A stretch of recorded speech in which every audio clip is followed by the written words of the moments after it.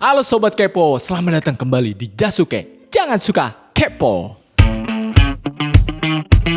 Kalau lo sering lihat live-nya Bunda Korla di Instagram, mungkin lo juga penasaran akan kisah asmaranya Bunda Korla. Karena belum banyak yang tahu gimana sih sebetulnya perjalanan kisah asmara Bunda kita yang satu ini. Nah, di episode kali ini gue mau coba bahas hal apa aja sih yang terjadi di sepanjang kisah asmara Bunda Korla. Dan by the way, di episode ini gue juga menyisipkan cerita tentang gimana Bunda Korla setelah ikut suaminya ke Paris dan juga Jerman. Malah hal itu yang bikin Bunda Korla jadi nggak ketemu sama kakak kandungnya selama kurang lebih 10 tahun lamanya. Anyway, kalau lo sempet nonton obrolan santai yang ada di channel YouTube-nya Rans Entertainment, mungkin lo tahu jawaban dari apa yang terjadi sama kisah asmara si Bunda kita ini ya. Karena menurut penuturannya Bunda Korla, dia ini udah sempet nikah di tahun 2002 lalu. Dan pernikahan itu jugalah yang bikin Bunda Korla harus caps alias cabut dari Indonesia. Menurut penuturan Bunda Korla juga, katanya dia tuh udah sempet menjalin hubungan asmara dengan orang Paris dan juga orang Jerman. Wow, serakah ya Bunda ya. Gila bener.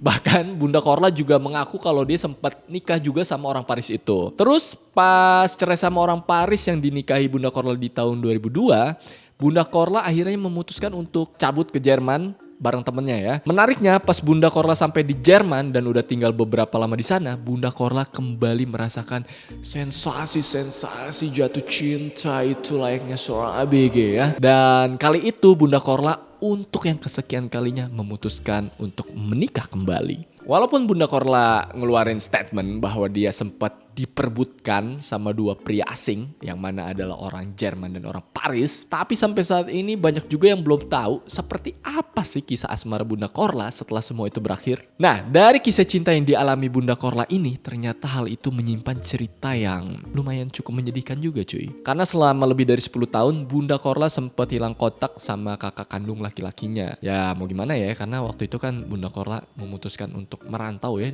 doi cabut dari Indonesia untuk tinggal di Paris dan juga Jerman. Dan hal itu yang bikin Bunda Korla nggak tahu kabar dan kondisi sang kakak selama bertahun-tahun. Tapi bagusnya, walaupun hal itu terjadi bertahun-tahun tanpa kabar, akhirnya Bunda Korla berhasil ketemu lagi nih sama kakaknya. Dan tentang hal ini, Bunda Korla juga ngaku kalau dia ngerasa nyesel karena hampir telat buat ngasih bantuan ke kakak kandungnya sendiri. Padahal kakaknya tuh hidup dalam kesusahan ya cuy. Mengutip dari apa yang diucap sama Bunda Korla di channelnya Rans Entertainment di bulan Januari 2023 kemarin, Bunda bilang kalau kakaknya tuh malu minta bantuan sama Bunda Korla. Hal itulah yang bikin kakaknya nggak berusaha nyari keberadaan Bunda Korla. Padahal kakaknya sendiri punya penyakit yang harusnya bisa disembuhkan dan ya dibantu lah sama Bunda Korla untuk disembuhkan. Maksudnya gitu ya. Nah, info tambahan, walaupun ternyata Bunda Korla punya dua kakak laki-laki kandung, tapi menurut Bunda dia cuma sering ngebantuin kakaknya yang satu ini nih. Sementara kakaknya yang lain tuh nggak pernah digubris sama Bunda keberadaannya. Untuk yang satu ini gue nggak tahu ya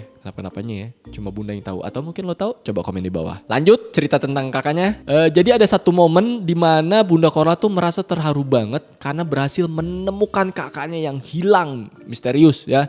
Kronologi ketemu kakaknya juga lumayan bikin haru nih. Karena pertama Bunda Korla dikasih lihat foto kakaknya dulu. Pas lihat foto itu Bunda jadi nangis sesenggukan karena ngelihat kakaknya yang berbadan kurus. Jadi Bunda tuh kayak gak tega gitu ya ngelihatnya. Ya secara itu ya udah 10 tahun juga gak ketemu. Apalagi pas tahu kalau kakaknya tuh udah sakit-sakitan cuy. Sedih deh pasti. Hal itu akhirnya bikin Bunda Korla makin nyesek. Karena momen dimana Bunda Korla tahu kalau kakaknya itu sakit pas banget sama Bunda Korla yang hidupnya lagi serba berkecukupan dari segi materi. Dan bahkan menurut penuturan Bunda Korla sendiri, Bunda tuh hidup serba nyaman lah di Jerman. Dari kalimat-kalimat yang dikeluarin Bunda Korla sih kelihatannya Bunda Korla nih nyimpen rasa nyesel yang amat sangat dalam. Walaupun mungkin bukan salahnya Bunda juga ya kenapa akhirnya baru ketemu gitu ya setelah sekian lama sama kakaknya itu ya. Makanya pas tahu keberadaan kakaknya dan tahu kondisi kakaknya yang sakit-sakitan itu, Bunda Korla waktu itu masih ada di Jerman langsung bilang ke kakaknya untuk keluar dari tempat kerjanya. Dan di momen itu Bunda juga bilang bahwa dia tuh pengen mewujudkan mimpi kakaknya. Makanya Bunda langsung beliin kakaknya sebuah mobil dengan cara kredit dan kreditnya itu dibayar terus sama Bunda secara rutin sampai lunas. Aduh Bunda, apa berapa kredit sih, riba loh. Terus bunda juga bilang ke kakaknya untuk cari rumah yang layak huni alias bagus lah.